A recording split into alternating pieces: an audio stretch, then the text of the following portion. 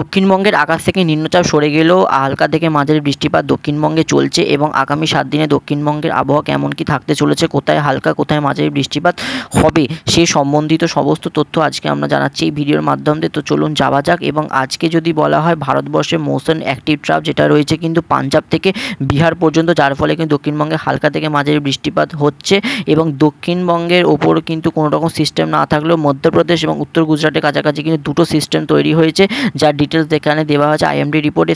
Cyclonic circulation over south west Madhya Pradesh, আর একটা দেখতে পাচ্ছে সাইক্লোনিক সার্কুলেশন রয়েছে কিন্তু উত্তর গুজরাটের কাছে, যার ফলে উত্তর গুজরাটে কিন্তু বৃষ্টিপাত হচ্ছে। এবার যদি বলা হয় হচ্ছে পশ্চিম ভারতের কথা, তাহলে পশ্চিম ভারতের সমস্ত রাজ্য অর্থাৎ গুজরাট রিজিয়ন থেকে শুরু করে সৌরাষ্ট্র টু কচ্ছ উপকূল, কোঙ্কন, গোয়া, ইস্ট মধ্যপ্রদেশ সমস্ত জায়গাতেই কিন্তু 29 জুলাই থেকে শুরু করে 2 আগস্ট পর্যন্ত হালকা থেকে মাঝারি বৃষ্টিপাত সব জায়গাতেই চলবে।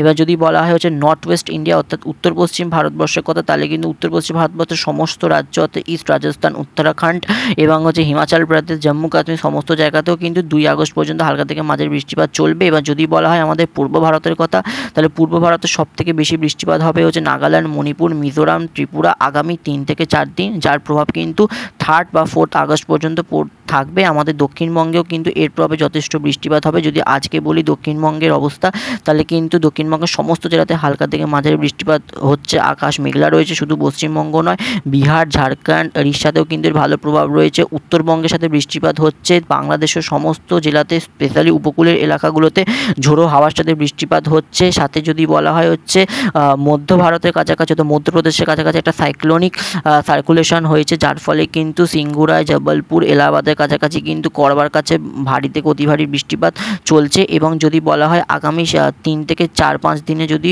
রেইনফল অ্যাক্টিভিটির কথা, তাহলে কিন্তু উত্তর পূর্ব ভারতে আগামী কদিনে বৃষ্টিপাত বাড়ছে এবং দক্ষিণবঙ্গেও কিন্তু এর পরোক্ষ প্রভাব থাকবে।